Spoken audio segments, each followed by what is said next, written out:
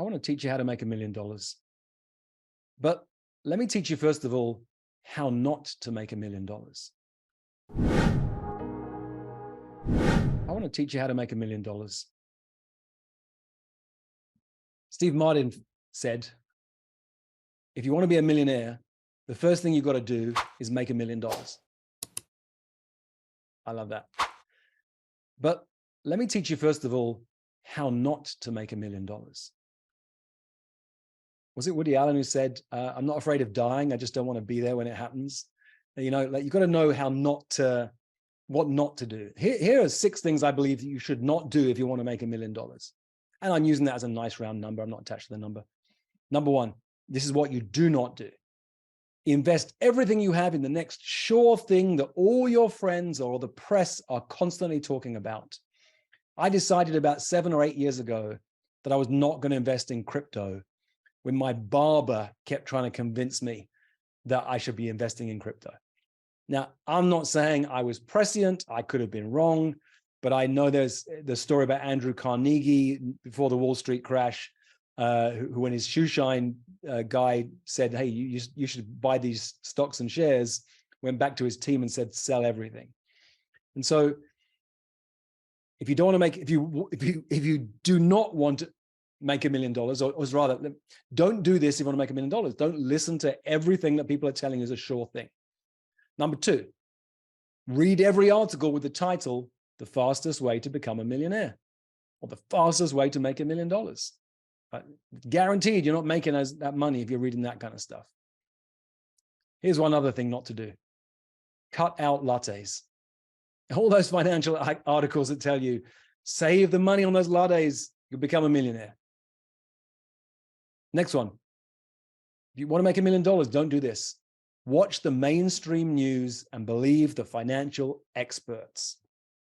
The Financial Times published an article that revealed half of US mutual fund portfolio managers do not invest a cent of their own money in their own funds.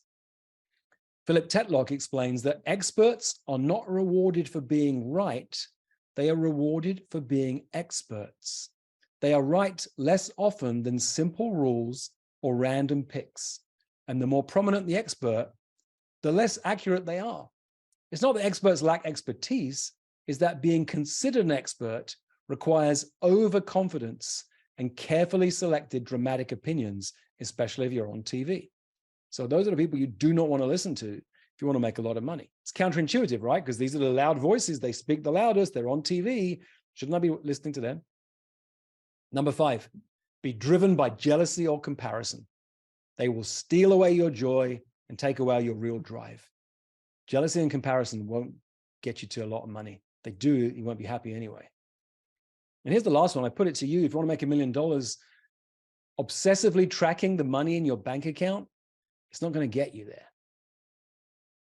Instead, obsessively tracking the value you create for others, that's going to go a long way. 3 toxic money myths that she talks about. These are unconscious, unexamined assumptions that we live into. The first myth is, there is not enough.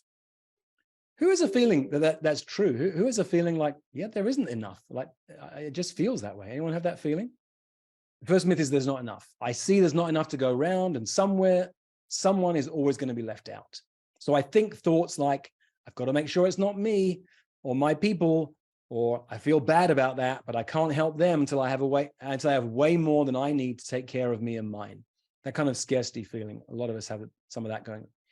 The second myth is more is better. I think more of anything, more of everything is better. More. And we live in, and we all know it, a tyranny of messages that don't stop telling us that we need more of this stuff. It's all the online advertising, the adverts on TV. We're not tall enough, we're not skinny enough, not educated enough, not pretty enough. We're not this, we're not that, we're not enough. Until we have more and more and more, until we buy more and more and more. So the more is better culture is everywhere, and it doesn't leave us alone. Who knows that one? You create some money, then you start judging yourself, it's not enough. You're constantly raising the bar on what you accomplish. That more is better. Okay. The third toxic myth, as she describes it, is that's just the way it is. There's nothing you can do about it. And she says, this one, I think, is the worst because it holds the whole mindset in place. It has us think that we can't do anything about it, so we don't try. It's the source of resignation. It's the source of people not thinking they can make a difference. It's the source of institutionalized racism. It's the source of institutionalized poverty. Now, there's lots of other factors that relate to things like poverty and racism and so on, but who knows for themselves, not in general, for themselves, that feeling of when it comes to certain aspects of money, that's just the way it is. There's nothing you can do about it. Anyone have that feeling come on at times? Yeah, thanks for being honest. There are plenty of other toxic beliefs around money. Lynn Twist goes on to say, as a result of these three in particular, we live in a culture that demeans human life, exhausts more of anything and everything, makes us feel we're not enough, doesn't give us any access to our wholeness, and has us think that's just the way it is. No wonder, she says, people are miserable in their relationships with money. Yeah, it sucks, right?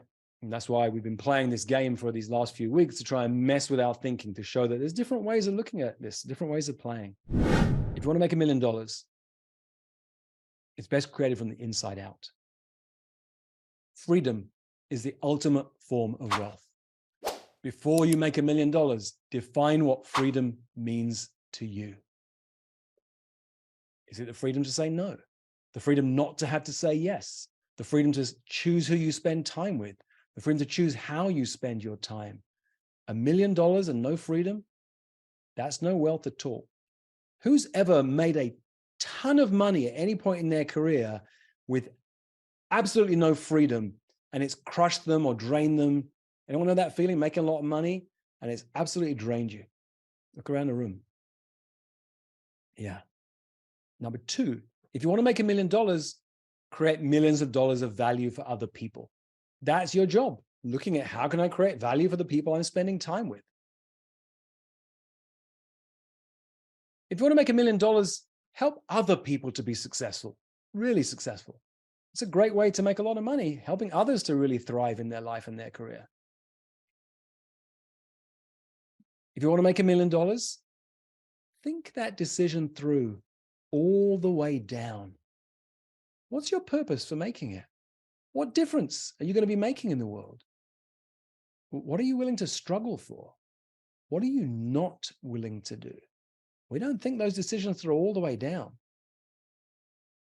A friend of mine once said, I know making $1 million won't make me happy, but I just want to get it so I can find out for myself. And the first year he made $1 million, he got really, really sick, very, very ill because of the pressure he put on himself. So get really clear. I want to make $1 million and be happy and healthy at the same time. That sounds better to me, but we don't think that through. And so we don't put our attention on our happiness and our health. We're only chasing the money. We end up like many of you were nodding just now. We've had a lot of financial success. And we haven't got the other things in our life that we assumed would be there along the ride. Number 5, if you want to make $1 million, decide how you'll spend it before you get it. If you want to travel more, see how you can travel more now without the money. You think you want a Porsche or a Mercedes?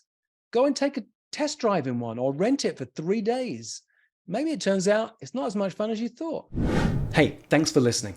Before you go, I've got over a decade's worth of tools and ideas to help you drastically increase your income and your impact as a coach over at richlitvin.com. And hit the subscribe button, because when you do, you'll automatically get notified every time I release a new podcast episode. See you next time.